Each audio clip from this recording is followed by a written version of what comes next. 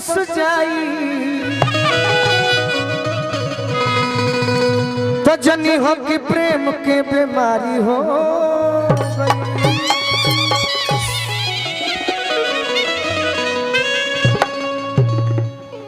ये सभा में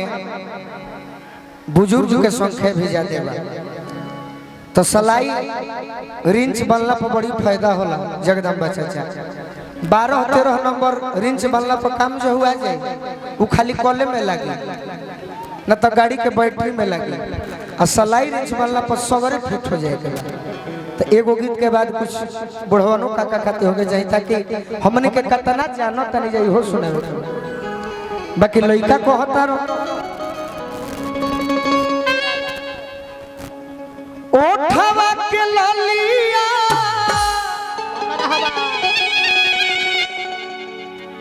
तनी तू हूं आवे है ना। हां आ तू एक जनी हमें भी आवा जा। हाँ चारों आदमी के नृत्य होके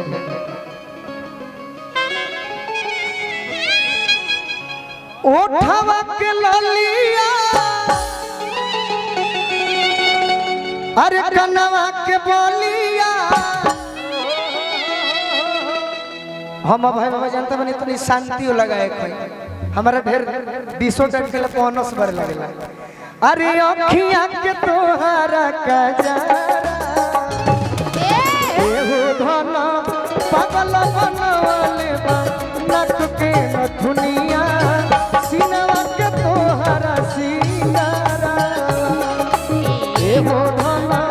पागल बनवाले बा नक के नथुनिया सीनवा के तोहरा सिंगारा ओठवा के ललिया कनवा के बलिया अखियां के तोहरा कजरा ओठवा के ललिया कनवा के बलिया अखियां के तोहरा कजरा एहो धन पागल बनवले बा नक के नथुनिया सीनवा के तोहरा एहो धन पागल बनवले बा नक के नथुनिया सीनवा के तोहरा सिंगारा।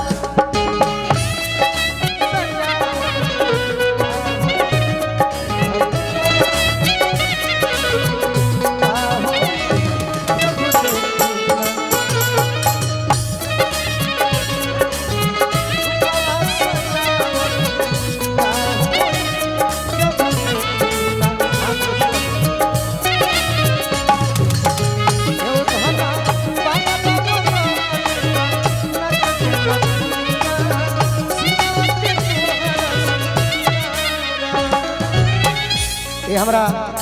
भैया के नामवा का पड़ी। अच्छा हमारे संजीव भैया के भगिना जी बनी बहुत बहुत मान सम्मान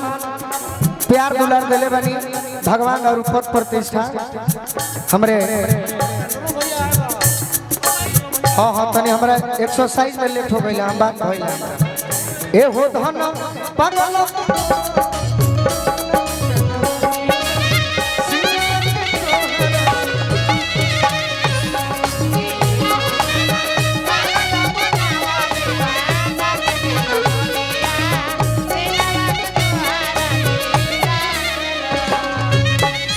और कल कहता कतना हम ही ना तहर बड़ाई करी कतना बड़ाई करियो भाई बाबा होते नहीं देहिया चढ़ावन आ हमरा कारू भैया हमरे बाघा कोल कारू भैया हमार बड़ भैया है जरा द्वार पर हम कतने प्रोग्राम कैले बनी हमरा के आशीर्वाद दिले बनी। कारू भैया के पद प्रतिष्ठा बरकरार रहो हम नारायण जी से हम मनाए देहिया चढ़ावन जौन बाज बाजल हो बाज पतार निरित ना भई सही तरी गुमटी जौन डोलावलो भोजपुरी में मुर्की कपार में चुरुकी पुरान घर में भुरुकी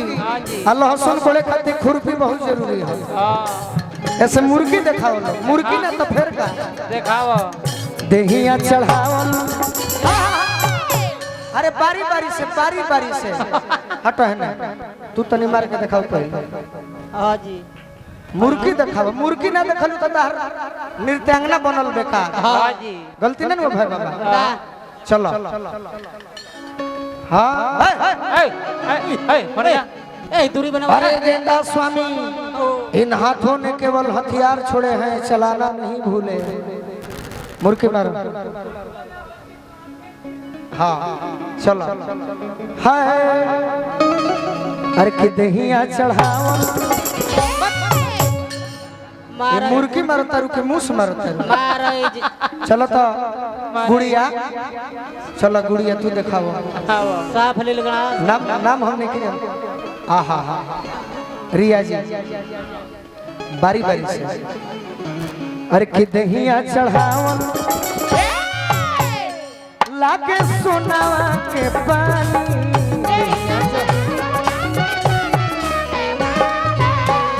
बहुत सुंदर तने को ताली बजा दी अच्छा तैयारी में बैठ तू आई बड़ू मने अतुल बबुआ के पूरी खाए खाली चला है ना अरे करत अभ्यास के जड़मती होत सुजान रसड़ी आवत जाते सिल्फर परत निशान अरे जी जो परीक्षा देता है वही फेल या पास होता है हाँ जी आवा ये सब हो निमन रहले कर दोनों इंडिकेटर वो पर खूब कूद नची है सब यानी कि भोजपुरी थोड़े बुझाई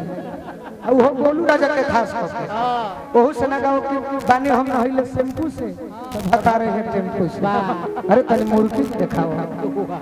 कि दहिया चढ़ावल लागे सोना के पान चलो कि दहिया चढ़ावल लागे सोना के पान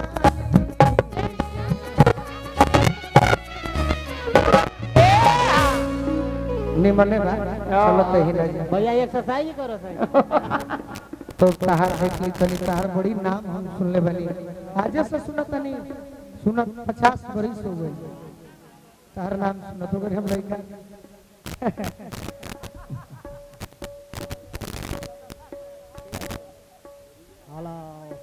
ये हमर चंदन